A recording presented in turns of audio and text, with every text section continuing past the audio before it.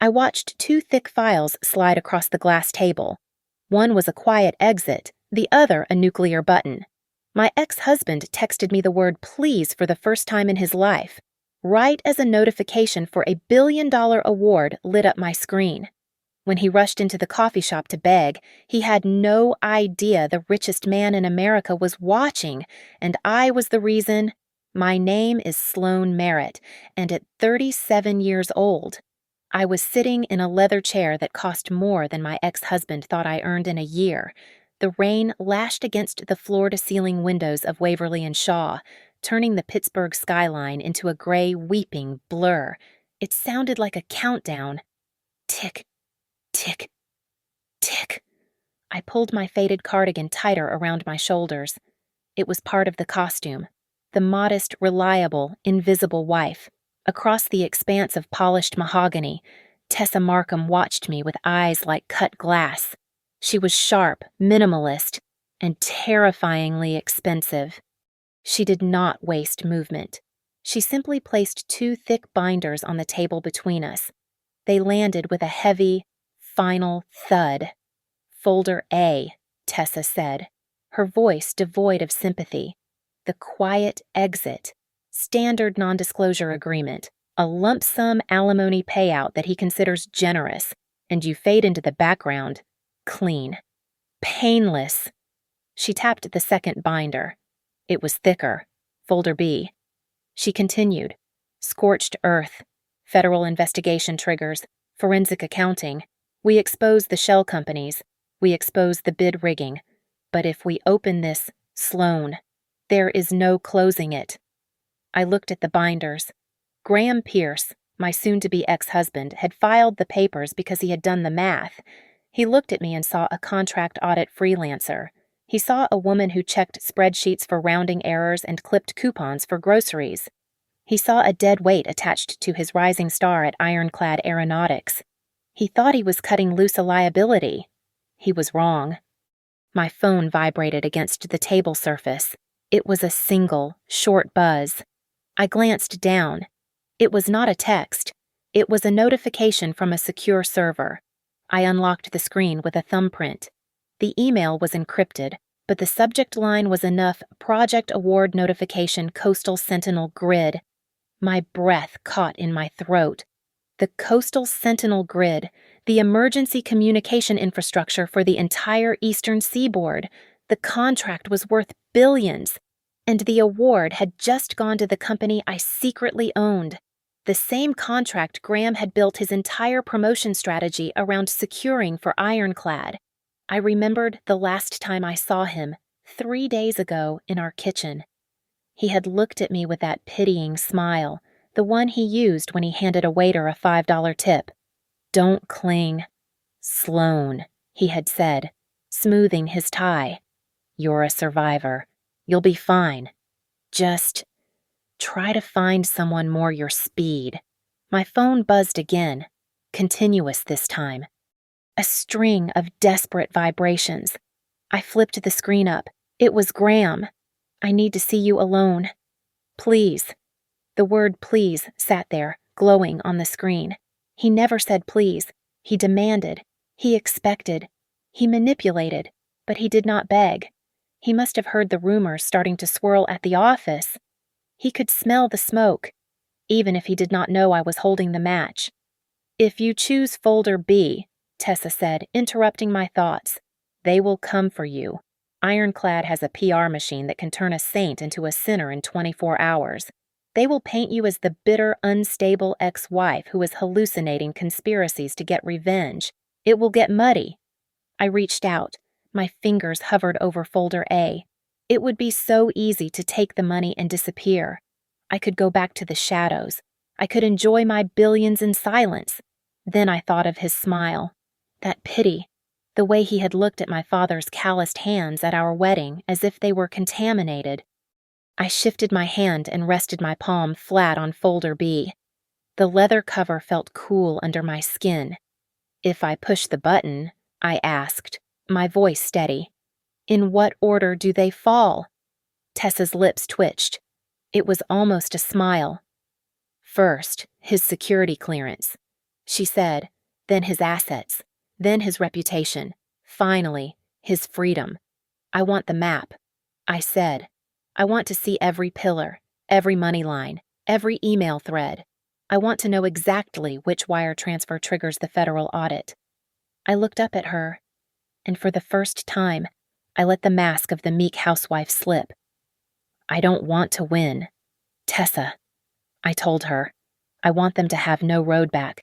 I grew up in the Rust Belt shadow of Erie, Pennsylvania, a place where the morning air always tasted like wet iron and burnt machine oil. My childhood was not measured in vacations or birthday parties, but in the double shifts my mother worked at the county hospital and the fresh scrapes on my father's hands from fixing industrial cooling units. We did not talk about dreams at the dinner table. We talked about survival. The refrigerator door was not a gallery for artwork. It was a magnetic graveyard for past due medical bills and final notices printed on pink paper. I was good at math, not just school math, but the invisible architecture of systems. By the time I was 16, I had written a script to optimize the shift rotation for the local EMS dispatch because I got tired of hearing my dad complain about the gaps in coverage during the night shift. My father looked at the code scrolling on my second-hand monitor, his face gray with fatigue, and gave me the only business advice that ever truly mattered. Sloan. He had told me, wiping grease from his knuckles with a rag, don't you dare brag until the money is in the account. Noise is for people who are selling something. Silence is for the people who own it. That silence became my shield. It had to be, because there was a secret buried beneath the poverty of my daily life. I had a benefactor, an anonymous shadow who paid for the private math tutors, the high-end servers in my basement, and the Ivy League tuition. I knew who he was, or at least, I knew the impossible scope of his wealth. He was the reason I never worried about student loans. Yet I never called him father. He was just a signature on a cashier's check that arrived monthly from a blind trust in Delaware. When I started my company, I built it like a fortress. I created a labyrinth of shell corporations and holding entities to obscure the ownership. I hired a charismatic, gray-haired man to play the role of CEO for the cameras and the boardrooms, while I controlled every line of code and every strategic acquisition from behind a wall of blind trusts. I did not want the world to see a girl from a dying steel town behind the wheel. I wanted them to see a monolith. Then I met Graham. It was at a cybersecurity conference in Cleveland. He was wearing a navy suit that cost more than my father's car. He was charming, polished, and radiated a desperate kind of hunger. He spoke about personal branding and leverage and synergy with a fervor that most people reserved for religion. He looked at me, in my off-the-rack blazer and sensible shoes, and he saw a project. He saw someone steady enough to anchor him while he reached for the stars. We married 6 months later. It was a whirlwind, or so our friends said. In reality, it was a merger where one side did not know the true value of the other's assets. Graham became obsessed with the performance of wealth. He leased a German sedan he could barely afford. He joined the country club to be seen. He networked with an aggression that bordered on panic. I stayed the same. I kept driving my 10-year-old hatchback. I tracked our grocery spending in a spreadsheet. I refused to upgrade to the luxury condo downtown. He hated it. He hated my caution. You have no vision. Sloan, he would tell me during our arguments, swirling a glass of scotch he had bought on credit. You're happy doing your little contract audits. You're happy counting pennies while I'm out there trying to build an empire. I need a partner who understands. Elevation. I would just nod and go back to my laptop. He thought I was checking tax returns for small businesses. In reality, I was finalizing the architecture for a mesh network that was about to render his entire division at Ironclad Aeronautics obsolete. I wanted to tell him, there were nights I almost did. I almost told him that the petty audit work was actually cover for managing a portfolio worth hundreds of millions, but I stopped myself. It was not shame that kept me quiet. It was instinct. It was the same instinct that made a deer freeze in the woods. I watched him calculate the social value of every person we met at parties. I saw how he dismissed the waiters and fawned over the executives. I realized that if he knew what I really was, I would cease to be his wife. I would become his bank account. I would become his leverage.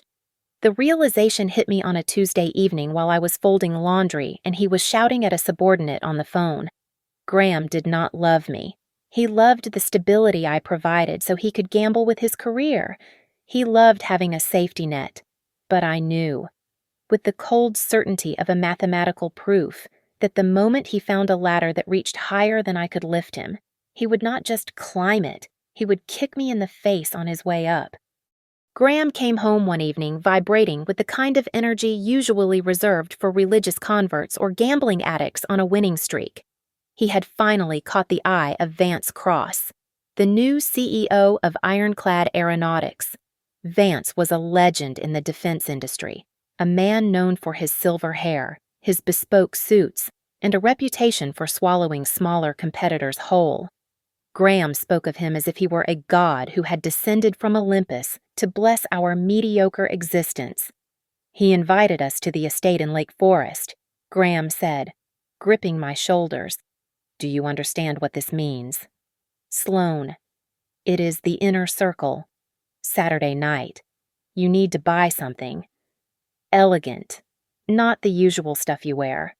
I went to a boutique on Michigan Avenue and spent $600 on a dress that felt like a surrender.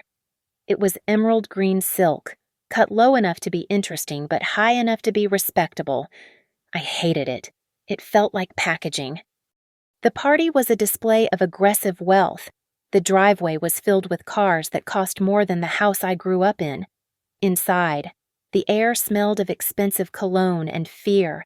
Everyone was smiling, but their eyes were darting around the room, assessing who was rising and who was falling. Vance Cross found us near the ice sculpture. He was charming in a way that made my skin crawl. He gripped Graham's hand firmly, but his eyes were dead. Graham, Vance said, his voice a deep baritone. I want you to meet my daughter. She has been reviewing the personnel files. She thinks you have potential. Delaney Cross stepped out from behind her father. She was stunning, sharp-edged, and cold. She wore a black dress that looked like it had been poured onto her body. She did not shake Graham's hand. She just looked him up and down as if they were inspecting a racehorse. You're the one who fixed the supply chain issue in the drone division, Delaney said. Her voice was low, intimate even in the crowded room. Daddy says you're hungry. I like hungry. I watched Graham. I saw the look on his face. It was a hunger. Yes, but not for me. He looked at Delaney and saw a shortcut. He saw a way to bypass the years of hard work and jump straight to the throne. Later. Vance tapped a spoon against his champagne glass. The room went silent. To the future, Vance announced, raising his glass. The Department of Defense is about to open bids for the Coastal Sentinel grid. $5 billion. The company that secures this contract will dominate the sector for the next 20 years. And the man, or woman, who brings it to Ironclad will be sitting at my right hand. He looked straight at Graham. It was a bait, pure and simple. I stood there, clutching my clutch bag so hard my knuckles turned white.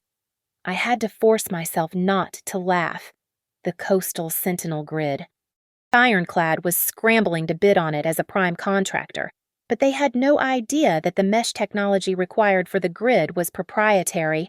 It was patented, and it was owned exclusively by a small, opaque firm called Ether Infrastructure. My firm. I was standing in a room full of sharks fighting over a carcass, unaware that I was the one holding the butcher knife. The grooming began immediately. Over the next few weeks, Delaney was everywhere. She sent Graham texts at 11 o'clock at night. She forwarded him internal memos with notes like, "We are the future" attached.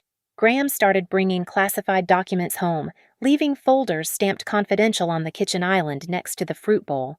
He was reckless, drunk on the proximity to power. I played the part of the supportive, oblivious wife. But while he slept, I was awake. I reconfigured our home network. I set up a virtual local area network to isolate his devices from mine. I could not risk his sloppiness compromising my servers. I built a digital wall between us, brick by brick. The end came on a rainy Tuesday. I walked down to the garage to get a bottle of water from the extra fridge. Graham was there, sitting in his car with the engine off. He was on the phone. His voice was different. It was softer. It was the voice he used to use with me when we were dating. "I know. Delaney," he said, and then a pause. "She doesn't understand the stakes. She's small time. You and I. We're building a dynasty." I stood in the shadows, listening to the rain drum against the garage door. I did not cry. I simply realized that my marriage was no longer a partnership. It was a line item in Graham's budget, and he had just found a cheaper vendor. Graham did not ask for a divorce. He announced a restructuring of his personal life. He sat at our dining room table, hands clasped over a manila envelope, and delivered the news with the same detached efficiency he used to fire underperforming interns. "It is not that I don't care, Sloan," he said, sliding the papers toward me. "It is just that you're dragging me down. My trajectory requires a certain caliber of partner. You are comfortable. I need exceptional." There was no apology. His lawyer had drafted a settlement that was less of a division of assets and more of a severance package for a low-level employee. Attached to it was a non-disclosure agreement that was thicker than the divorce petition itself. "My work involves national security," Graham told me, tapping the signature line. "If you talk about my projects, you are a liability. Sign it, or I will bury you in litigation until you can't afford a bus ticket." I signed it. I let my hand tremble slightly to sell the performance. He needed to believe I was defeated. He needed to believe I was scared. That signature was not a surrender. It was the latch on the trap. I moved out the next day. I rented a studio apartment in a gritty neighborhood in Milwaukee, 90 minutes away. It smelled of stale cigarettes and boiled cabbage. I slept on a mattress on the floor. By day, I ran a multi-million-dollar infrastructure corporation through a military-grade encrypted laptop. By night, I ate tomato soup straight from the can to ensure my credit card activity looked exactly like that of a woman who had lost everything. Then came the forensic phase. I had nothing but time and a high-speed internet connection. I pulled the records for our joint credit card, the one I had dutifully paid off every month from my freelance earnings. The data was a roadmap of my own humiliation. The charges were right there in black and white. The 4 seasons in Chicago, a diamond tennis bracelet from Tiffany's, a flight to Cabo San Lucas. I did the math. I had essentially paid for the hotel room where my husband slept with his replacement. The social isolation was swift and brutal. Graham had been busy. My phone stopped ringing. When I checked social media, I saw the photos. The neighborhood barbecue, the dinner parties. I wasn't just absent, I had been erased. A mutual friend finally texted me, blocking her number. "Graham told us about the instability," she wrote. "We think it is best if you get help before reaching out." He had painted me as the jealous, clinging failure. I put the phone down and opened my system logs. I needed something colder than gossip. I needed code. I ran a deep audit on my home server, the one Graham thought was just a glorified hard drive for movies. I found it, a file access log from 3 weeks ago. The timestamp was 3:14 in the morning. I remembered that night. Graham had told me his back hurt and he was going to sleep on the sofa. The log showed an external transfer. Someone had copied mesh topology draft v4.pdf. I traced the destination. It went from our home IP address directly to Graham's corporate email at Ironclad Aeronautics. I ran a hash check on the file to confirm it hadn't been altered. The digital fingerprint was identical. He hadn't just cheated on me. He had stolen my intellectual property. He had taken the architectural blueprint of my life's work and emailed it to himself to impress his new bosses. I called Tessa immediately. We met in a diner halfway between Milwaukee and Chicago. I slid the printouts across the laminated table. Tessa scanned the logs and then the credit card statements. Her finger stopped on a recurring payment to something called North Star Coaching LLC. This entity, Tessa said, her voice low. It is a shell. We looked into it. It is registered to Delaney Cross. He was paying her through the joint account disguised as career consulting fees. She looked up at me, a rare spark of excitement in her eyes.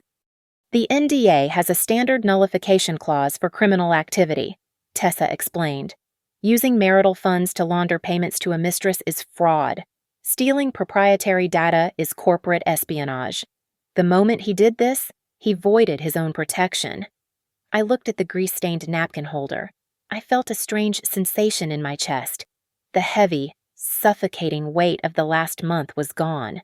So I can talk, I asked. You can scream if you want to, Tessa said. I wiped a single tear from my cheek. It was the last one I intended to shed for Graham Pierce. I straightened my spine. I don't want to scream, I said. I want to collect. I was no longer the wife. I was the owner. And eviction notice was due. Tessa assembled the War Council in the main conference room at Waverly and Shaw. The team was small, expensive, and lethal.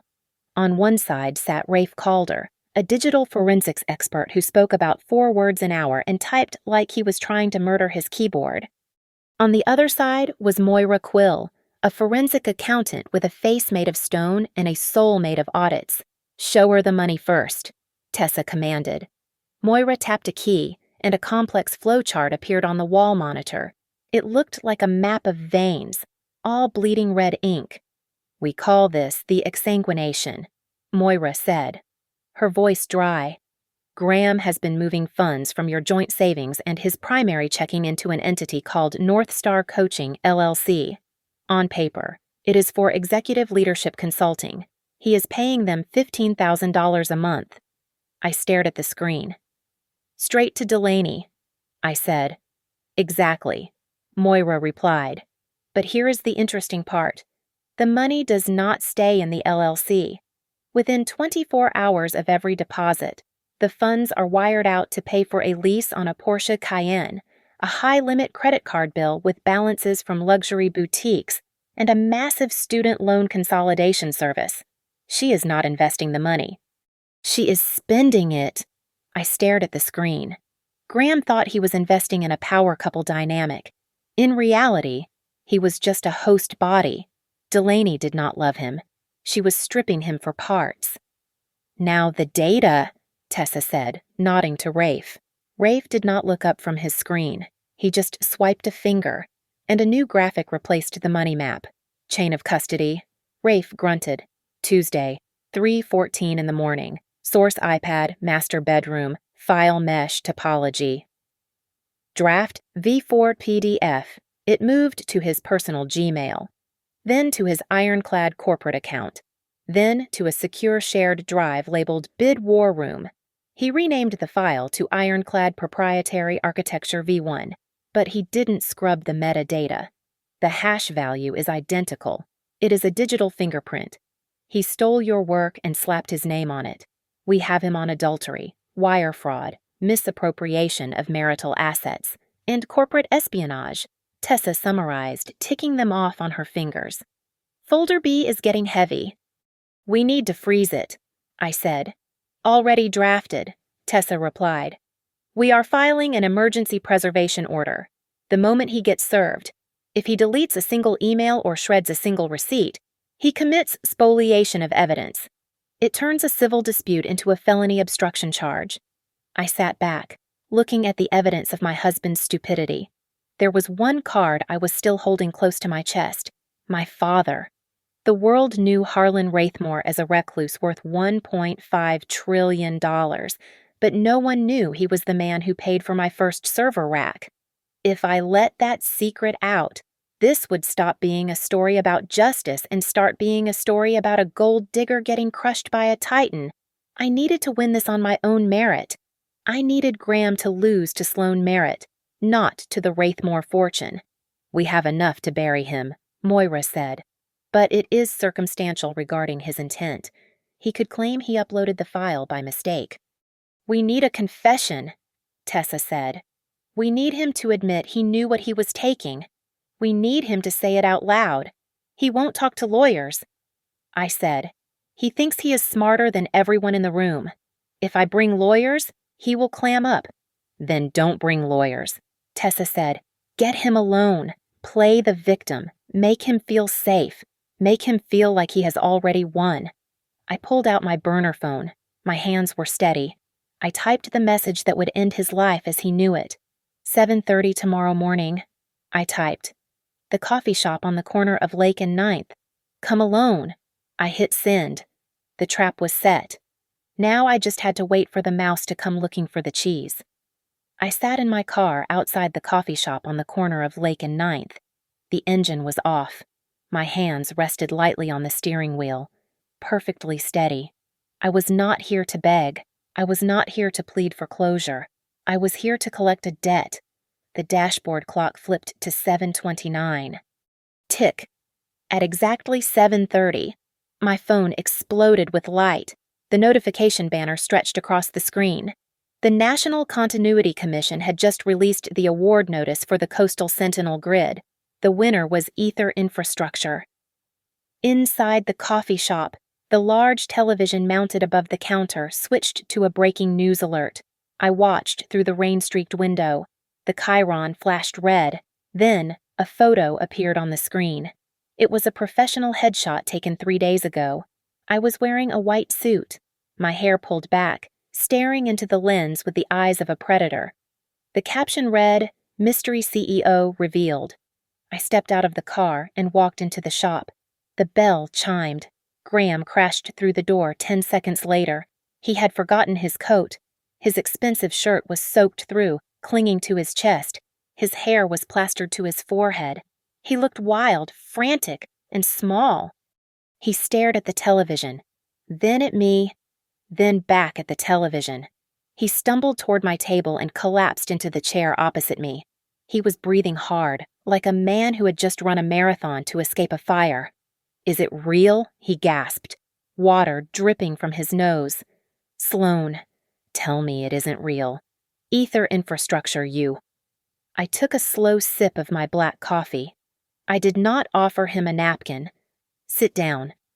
Graham, I said. My voice was level, devoid of the warmth he was used to. You lied to me, he whispered, his voice cracking. For 5 years. You lied. I never lied. I corrected him. I just didn't tell you the things you were too arrogant to ask.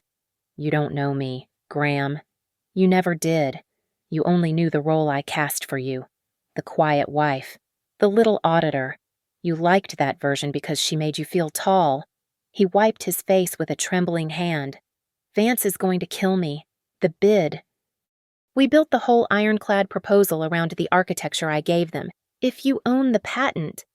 The architecture you stole, I said, cutting him off. He flinched. I didn't steal it. I borrowed it. We are married. Sloan. What's mine is yours. Intellectual property is not community property when you bypass a firewall to get it. I said. You accessed my server at 3:14 in the morning. You copied the mesh topology draft. You emailed it to your work account. It was just a file, Graham shouted, causing the barista to look over. He lowered his voice, leaning in, his eyes wide and desperate. Sloan, please. You have to understand the pressure. Vance, he terrifies people. Delaney said we needed an edge. She said everyone does it. She called it business intelligence. I watched him unravel. He was handing me the keys to the kingdom. So Vance Cross and Delaney ordered you to take the file I asked, keeping my tone casual, as if we were discussing dinner plans. They didn't use those words. Graham stammered. But they made it clear. Delaney said. She said if I wanted the seat at the table, I had to bring something to the feast. I didn't want to hurt you. I needed to win. I looked at him for a long moment. I felt nothing. No love. No hate. Just the cold satisfaction of a balanced ledger. Thank you, I said softly. I needed exactly that sentence. I reached for my phone, which had been lying face down on the table. I flipped it over. The screen was glowing. The voice recorder app was running. The waveform was still spiking from his voice. Graham stared at the phone. The color drained from his face, leaving him gray and ashy. Sloan. He breathed. "What did you do?" "I didn't do anything," I said, standing up and picking up my purse. "You did it all yourself." I walked out of the coffee shop and into the rain. I did not look back. My phone buzzed in my pocket. It was a text from Tessa. NCC just confirmed. Based on the anonymous tip about the stolen data, they have formally opened a fraud investigation into Ironclad. It has begun. I took a deep breath of the wet city air. It smelled like victory. Ironclad did not panic. They declared war. 48 hours after the news broke, a process server dropped a lawsuit on my desk that was thick enough to crack the wood. They were countersuing. The narrative was twisted, but legally dangerous. They claimed I had used my position as the wife of a senior executive to siphon trade secrets, repackage them, and undercut their bid. Their goal was not to win at trial. It was to get an injunction to pause the National Continuity Commission contract. They wanted to bleed me dry while the courts debated who owned the math. Then came the noise. Ironclad's PR firm went to work, and they were vicious. The headlines shifted from mystery CEO to vengeful ex-wife sabotages defense deal. They found a neighbor from my old block, a woman I had spoken to maybe twice in 5 years. Sloan always seemed unstable, the woman told the camera. The clip edited to make her look terrified. She would stay up all night. She was obsessed with his work. I watched the clip in the war room at Waverly and Shaw. My hands were clenched into fists. They were rewriting my history. "They are not just using the press," Rafe said from his corner. He spun his monitor around. "We have incoming pings. Distributed denial of service attacks masked through servers in Estonia and Brazil. But I traced the command packets. They route back to a shell company in Virginia, owned by Ironclad's head of security. They are trying to breach your servers. They are looking for dirt." "Let them look," I said coldly. "My servers are cleaner than their conscience." "Sloan," Tessa interrupted. She was holding a tablet, her face pale. "You need to see this. We just received an encrypted email. Sender is anonymous, but they claim to be a compliance engineer inside Ironclad." She handed me the device. It was a digital ledger. It showed wire transfers labeled consulting fees going to an offshore account in the Cayman Islands. The beneficiary was the brother of the lead technical advisor for the National Continuity Commission. "They bribed the judge," Tessa whispered. "That is how they got the preliminary approval before the bid was even submitted." I stared at the numbers. This was not just leverage against Vance or Graham. This was a nuclear bomb. If I released this, Ironclad would not just lose the contract. The stock would go to zero. Thousands of engineers, mechanics, and janitors people like my father would lose their jobs and their pensions. I hesitated. I looked at the rain hitting the window. Was I willing to burn down a 60-year-old company just to kill 3 rats? Then my phone buzzed with a news alert. Ironclad had issued a formal statement. Ironclad Aeronautics believes that national security cannot be entrusted to an unstable individual acting out a domestic grievance. We urge the Commission to suspend the award immediately. They called me a security threat. They reduced my life's work to a domestic grievance. The hesitation evaporated. "Draft the ultimatum," I told Tessa. "I want them to withdraw the lawsuit with prejudice. I want a full public retraction and apology in the Wall Street Journal. I want an independent audit of their books paid for by them. And I want a settlement that will make their shareholders weep. And if they refuse," Tessa asked, "then the ledger goes to the Department of Justice and the Inspector General." I said. "There is one more thing," Moira said. She slid a single sheet of paper across the table. I looked into Delaney Cross's LLC, the incorporation date. I looked at the date. It was 3 years ago. That is 72 hours after Graham's stock options vesting schedule was published internally. Moira said she didn't fall for him. Sloan? She targeted him. She set up the extraction vehicle 3 days after she found out exactly how much he would be worth. It was a harvest from day one. I felt a strange, cold pity for Graham. He thought he was a player. He was just livestock. Set the meeting, I said, standing up. Here. Tomorrow. I want Vance Cross. I want Delaney. And I want Graham. They won't come, Tessa said. Tell them we have the Cayman Ledger. I replied, They will come. The air conditioning in the conference room on the 42nd floor was set to 65 degrees. It was a deliberate choice. I wanted the room to feel sterile, preserved, like a morgue before the autopsy begins. Across the expanse of the glass table, the leadership of ironclad aeronautics looked less like titans of industry and more like prisoners awaiting sentencing. Vance Cross sat in the center, his face gray and sagging, the power he usually projected stripped away by sleepless nights. Delaney Cross sat to his right, clutching her designer handbag against her chest as if it contained her oxygen supply. And then there was Graham. He sat at the far end, vibrating with a nervous energy that made the water in his glass tremble.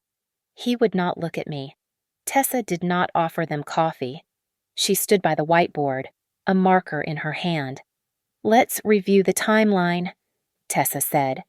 Her voice was not loud, but it cut through the hum of the ventilation. She drew a line. January 14th, Graham transfers $4,000 of marital funds to North Star Coaching. January 15th, Graham copies the mesh topology file. Hash match confirmed. February 2nd. Ironclad internal servers log the file in the bid war room. March 10th. A distributed denial of service attack on Ether servers, traced to a shell company owned by your head of security. And finally, Tessa stuck a printout onto the board with a magnet. It was a copy of the Cayman Islands wire transfer, April 1st, a consulting fee paid to the brother of the bid evaluator. The silence in the room was absolute. Vance stared at the wire transfer record. He knew that piece of paper was not just a lawsuit, it was a federal indictment. I reached into my bag and pulled out 2 binders. They were identical to the ones Tessa had shown me weeks ago. I placed them on the table with a heavy thud. I am giving you the choices I once had, I said, looking Vance in the eye. I tapped the first one, Folder A. I said, Ironclad withdraws the lawsuit with prejudice. You issue a public apology and retraction in the national press. You pay my legal fees plus punitive damages. You agree to a third-party audit. You fire Graham Pierce for cause, effective immediately, denying him severance. And Delaney repays every cent of the marital funds she laundered through her LLC. Delaney made a small, choked sound. And Folder B, Vance asked, his voice raspy. Folder B is the end. I said, I send the bribery ledger, the data theft logs, and the hacking evidence to the Department of Justice and the Inspector General of the Commission. I petition for the immediate debarment of Ironclad from all federal contracts. I freeze your personal assets as proceeds of crime. Graham stood up suddenly. His chair scraped loudly against the floor. He fumbled for his phone, his eyes wild. No! Graham shouted. You can't do this. I have leverage. I recorded you at the coffee shop. Sloan. I have you admitting you set me up. He jabbed his finger at the screen and hit play. He turned the volume up to maximum, looking at Vance with a desperate, triumphant grin. The audio filled the room, but it was not my voice. Vance. He terrifies people. Delaney said we needed an edge. She said everyone does it. She called it business intelligence. It was Graham's voice, whining, weak, incriminating. Graham froze. The blood drained from his face until he looked like a ghost. He had played the wrong file, or perhaps, in his panic, he had simply forgotten what he had actually admitted to. Vance Cross turned slowly to look at Graham. The look on his face was one of pure, unadulterated disgust. You idiot, Vance hissed. He stood up and kicked his chair back. You came to us with the file. You said it was your work. I never told you to steal anything. You are a liar and a liability. Vance, Please, Graham stammered, reaching out. I did it for the company. I did it for us. There is no us, Vance spat. You are fired. Graham looked at Delaney, pleading for salvation. Delaney, he asked. Tell him we were building a dynasty. Delaney straightened her jacket. Her face was a mask of ice. I don't know what you are talking about, she said coldly. I was your career coach. Nothing more. A coach. Graham's voice broke. I left my wife for you. That was a personal choice, Delaney said, looking away. A personal choice funded by my client. Moira Quill interrupted. She slid a stack of bank statements across the table toward Delaney. 72 hours after Graham's stock vesting schedule was published, you opened the LLC. You didn't invest a dime of his money. You spent it on handbags and a lease for a condo in the Gold Coast. He wasn't your partner. Miss Cross. He was your piggy bank. Delaney stared at the statements. The mask cracked. Her lip trembled. She looked small, greedy, and caught. Vance looked at the two folders. He looked at the ruin of his daughter's reputation and the incompetence of the man he had bet on. He reached into his jacket pocket and pulled out a gold pen. His hand was shaking. Folder A, Vance said. He signed the papers. The scratch of the pen against the paper sounded like a scream in the quiet room. You have 30 days to complete the terms. I said, checking my watch, if the funds are not in the escrow account, or if the apology is not printed by noon on the 30th day. Folder B executes automatically. Vance threw the pen down. He did not look at Graham. He grabbed Delaney by the arm and marched her out of the room. Graham was left standing alone at the end of the long table. He looked at the empty chairs. He looked at me. He opened his mouth to speak, but I was already closing the binder. Goodbye. Graham, I said. The 30 days passed like a slow, suffocating fever. Ironclad Aeronautics did not spend the time complying with my demands. Instead, they spent it trying to negotiate with a ghost. They sent letters from 3 different law firms, each one more desperate than the last. They cited liquidity issues. They claimed the apology draft needed to be vetted by a crisis management team. They were stalling. They still believed that Sloane Merritt, the quiet girl from the audit department, did not have the stomach to press the button. I sat in my office at Waverly and Shaw, watching the calendar. I did not give interviews. I did not respond to the reporters camping in the lobby. I simply polished the weapon. Every invoice in Folder B was cross-referenced. Every timestamp was verified. It was not just a legal filing, it was an execution order. While Ironclad stalled, the rats began to eat each other. My forensic team flagged a series of rapid liquidations. Delaney Cross was not waiting for the ship to sink. She was looting the cargo hold. She quietly transferred the assets from her shell company into offshore crypto wallets. She was preparing to run. Graham found out too late. I heard the recording of the call he made to his bank, which Rafe intercepted. What do you mean zero balance? Graham had screamed into the phone. I authorized. I didn't authorize a transfer to Zurich. That is my money. That is my severance. She promised me he was not just broke. He was hollowed out. The woman he destroyed his marriage for had taken the last thing he had left. Day 31 arrived with the gray inevitability of a funeral. At 9 o'clock in the morning, a courier from Ironclad delivered a formal request for an extension. They wanted 60 more days. They claimed that releasing the funds now would trigger a shareholder panic. They were begging for mercy from the person they had tried to bury. Tessa looked at the letter, then at me. She held her finger over the enter key on her laptop. Push it, she asked. Burn it down, I said. Tessa hit the key. The upload took less than 10 seconds. The entire contents of Folder B went simultaneously to the Department of Justice, the Inspector General of the National Continuity Commission, and the Securities and Exchange Commission.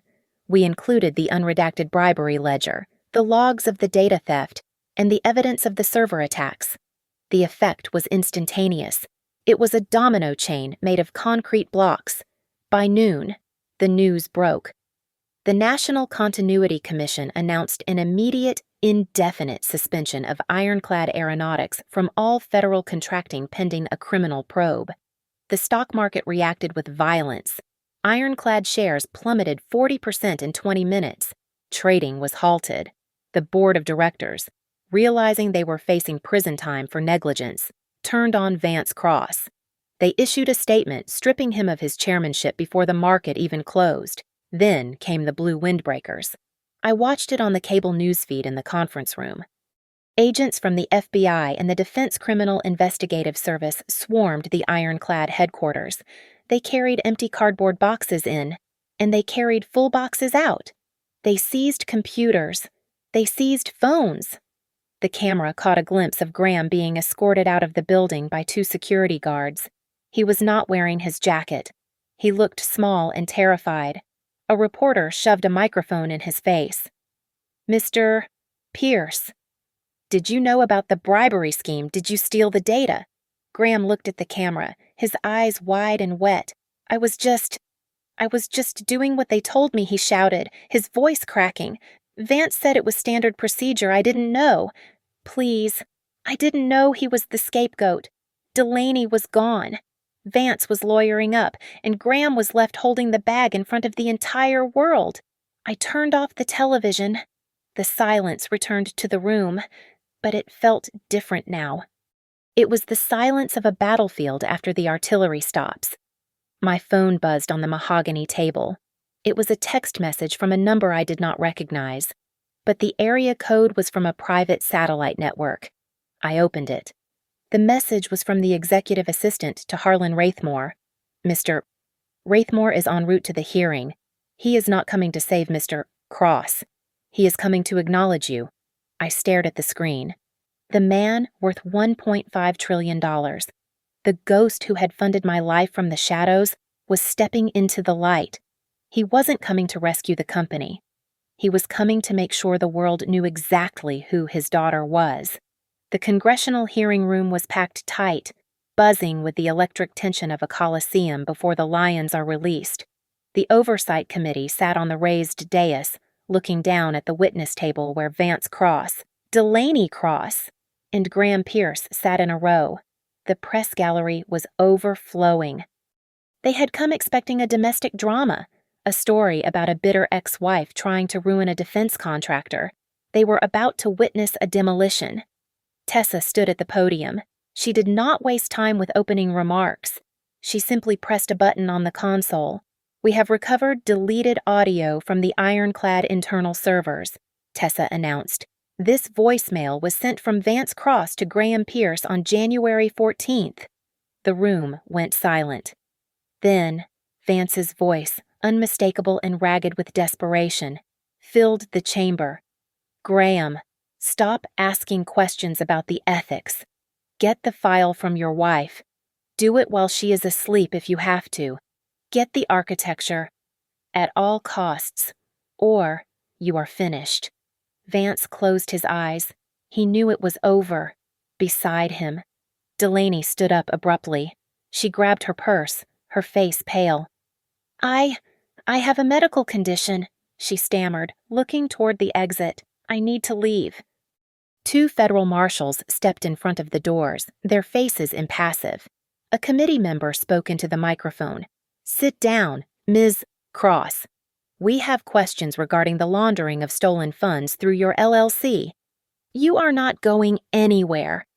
Graham looked at the marshals, then at Vance, and finally, he turned his head to look at me in the gallery. His eyes were wide, pleading for salvation. He was silently begging me to intervene, to save him from the sharks he had tried to swim with. I looked back at him. I did not smile. I did not frown. I simply stared through him as if he were a smudge on a window pane. Then, the heavy oak doors at the back of the room swung open. The room gasped. Even the committee members sat up straighter. Harlan Wraithmore walked in. The man worth $1.5 trillion.